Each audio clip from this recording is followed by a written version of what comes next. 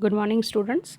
आज हम most IMP topic zero order of reactions को करने जा रहे हैं। डेरिवेशन है। डेरिवेशन को समझने से पहले आपको ज़ीरो ऑर्डर रिएक्शन क्या होती है उसके बारे में बता रहे हैं। अभी प्रीवियस वीडियो में आपको मैंने थोड़ा सा ऑर्डर ऑफ रिएक्शन बताया था, फिर भी ज़ीरो ऑर्डर ऑफ रिएक्शन के बारे में बता रही हूँ मैं आपको। अब ज़ीरो हमने जब शुरुआत की थी तो हमने सबसे पहले यही बात करी थी कि जो भी रिएक्शंस होती है वो कंसंट्रेशन के ऊपर डिपेंड रहती है। अब पर ज़ीरो ऑर्डर है, इसका ये मतलब है कि ऐसी रिएक्शंस जो कंसंट्रेशन के ऊपर डिपेंड नहीं होती है, जो रिएक्शन किसी एक्सटर्नल मीडियम के फॉर्म में होती है। जैसे कि यहाँ बात करें हम दो रिएक्शंस की बात करी है। जैसे फोटोसिंथेसाइज रिएक्शन का मतलब होता है सन की प्रेजेंस में रिएक्शन होती है। इसमें ये दो रिएक्टेंट की कंसंट्रेशन के ऊपर डिपेंडेंट नहीं है। अगर सन की लाइट नहीं होगी तो ये रिएक्शंस अपने आप नहीं होगी, भले ही वो गैसियस मॉलिक्यूल्स में प्रेजेंट्स है तो भी। तो ऐसी रिएक्शंस जिसकी कंसंट्रेशन के ऊपर डिपेंड नहीं होगी, जो अदर मीडियम के फॉर्म में रिएक्शंस होगी, ऐसी रिएक्शंस का जो ऑर्डर होता है वो ज़ीरो होता है।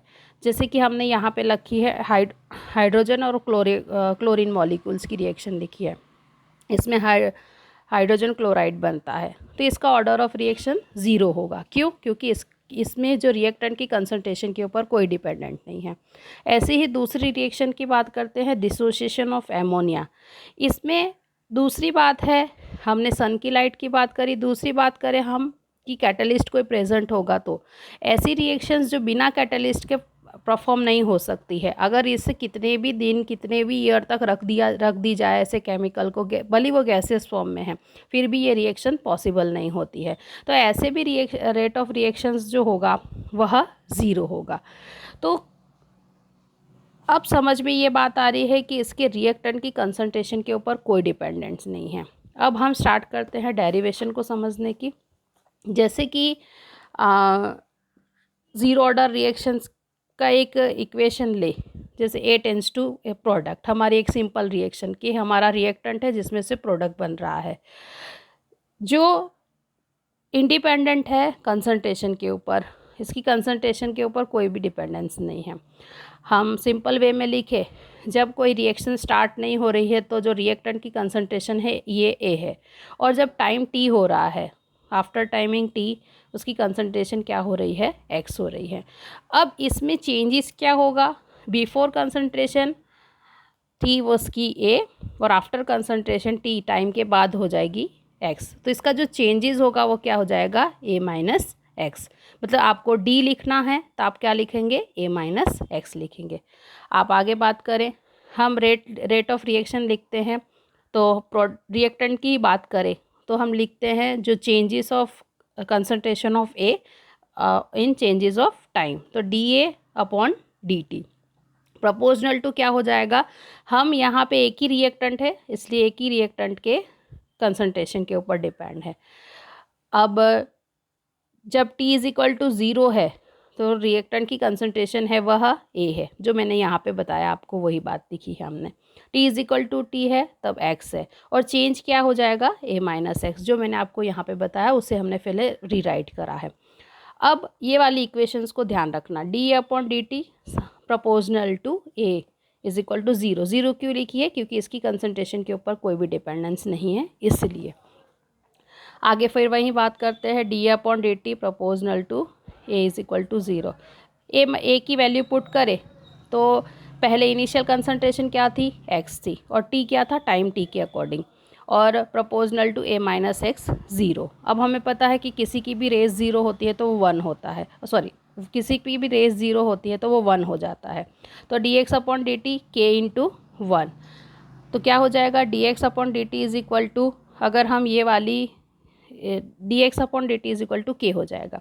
अब हम यहाँ पे इसे टर्न करते हैं तो D X is equal to क्या हो जाएगा, के इंटू डी टी।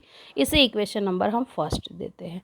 अब इस इक्वेशन को हम इंटीग्रेशन करें तो इंटीग्रेशन की साइन लगाते हैं, तो integration D X is equal to, ये तो कांस्टेंट है तो के जो होगा वो बाहर हो जाएगा, बाकी integration and differentiation of T.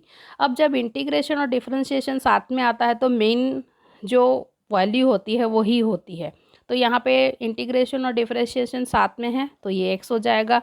k तो कांस्टेंट है, यहाँ भी इंटीग्रेशन और डिफरेंशिएशन साथ में है तो वो t हो जाएगा और प्लस c जो है जब हम इंटीग्रेशन करते हैं तो एक कांस्टेंट पुट करना होता है हमेशा जब कंप्लीट हो जाता है तो x इज इक्वल टू आपके पास क्या होगा kt प्लस c, इसे इक्वेशन नंबर 2 लिखेंगे। ये वही लिखा है कि जो c है आपका वो इंटीग्रेशन कांस्टेंट है। आगे बात करें, ये इक्वेशन को ध्यान रखना, x is equal to kt plus c।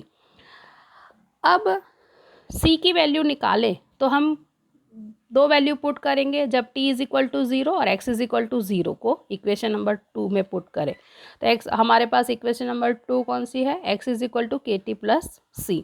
तो x is equal to 0, k t की जगह भी 0 रखोगे तो क्या हो जाएगा 0 is equal to k into 0 plus c, ये भी 0, k इंटू 0 भी 0 तो c इज इक्वल टू क्या हो जाएगा 0।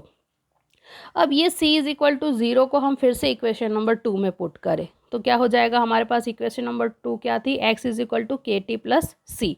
अब c is equal to 0 put करें तो ये वैल्यू 0 हो गई तो आपके पास क्या आया, x is equal to K T.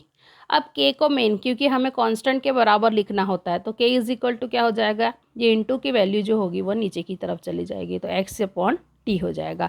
तो यही आपको ज़ीरो ऑर्डर की डेरिवेशन है। इसमें सिर्फ और सिर्फ ये ध्यान रखना है आपको कि ज़ीरो ऑर्डर रिएक्शंस में रिएक्टेंट की कंसंट्रेशन के ऊपर कोई डिपेंडेंस नहीं होता है। ऐसी रिएक्शंस जो सन की प्रेजेंस में होती है, जो कैटलिस्ट की प्रेजेंस में होती है, उसे ही ज़ीरो ऑर्डर रिएक्शन में काउंट की जाती है। Thank you.